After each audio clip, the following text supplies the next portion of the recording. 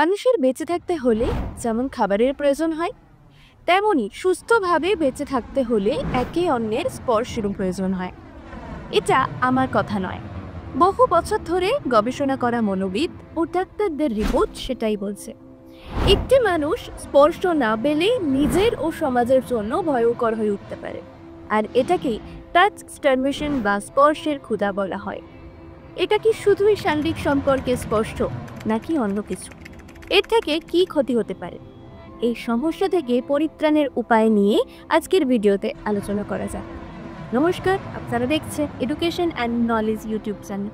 মানুষের পঞ্চ ইন্দ্রিয় চোখ, কান, নাক, জিভ ও ত্বক। এর এক একটি ইন্দ্রিয় বহুদিন অকেজো থাকলে শারীরিক অনর্থ ঘটবেই। মহাভারতে কথিত আছে, বহু বছর পর গান্ধারী যখন তার জ্যেষ্ঠ পুত্র দুর্যোধনের জন্য চোখ খুলেছিলেন, তখন তার চোখের জ্যোতি থেকে বজ্রপাত সম শিক্ষা বেরিয়েছিল। সে কথা সকলেরই জানা। তেমনি শরীরের প্রত্যেকটি ইন্দ্রিয়কে চেপে রাখা যায় না, আর জোর করে চেপে রাখলেই তার বিরূপ প্রভাব পড়বেই। মানুষ প্রকৃতিগতভাবে স্পর্শে সাড়া দেয়। জন্ম থেকে মৃত্যু পর্যন্ত শারীরিক সংযোগ বা স্পর্শের প্রয়োজন আমাদের জীবনের অপরিহার্য অংশ। টাচ স্টারভেশন কি? টাচ স্টারভেশনকে স্কিন হাঙ্গারও বলা হয়ে থাকে, যার বাংলা অর্থ স্পর্শের ক্ষুধা।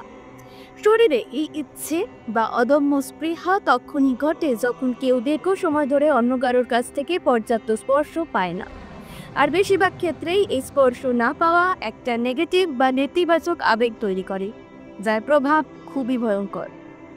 টাচ স্টারভেশনের ফলে একাকিত্ব, বিষণ্ণতা, উদ্বেগ, আত্মহত্যার প্রবণতা, অবরোধ প্রবণতা বেড়ে যেতে পারে। 2015 সালে আমেরিকার অন্যতম মেডিকেল রিসার্চ সংস্থা ন্যাশনাল লাইব্রেরি অফ মেডিসিনের একটি গবেষণায় দেখা গেছে, বিভিন্ন দেশের মানুষের ছোঁয়া গ্রহণের মানসিকতায় পার্থক্য রয়েছে।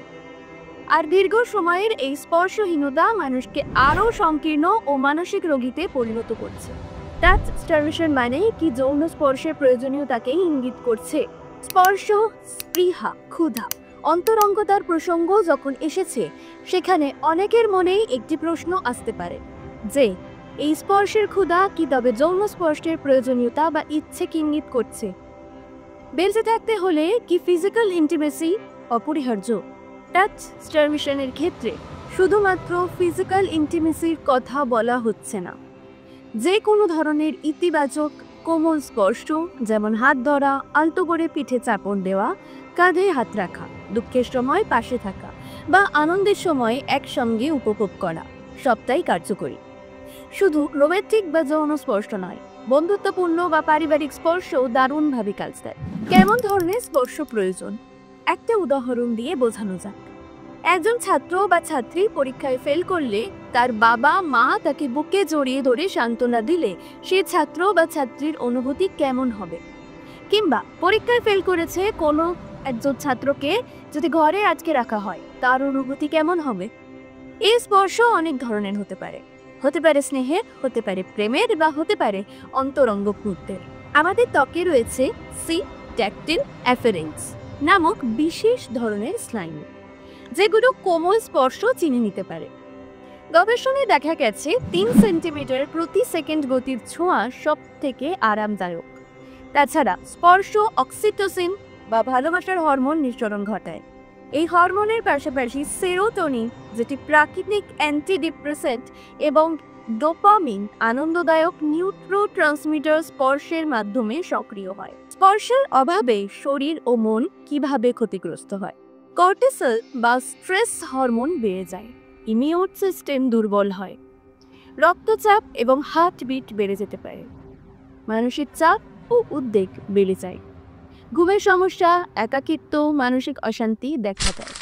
যাদের স্পর্শ পছন্দ নয়, তারাও কি টাচ স্টারভার্ড হতে পারে?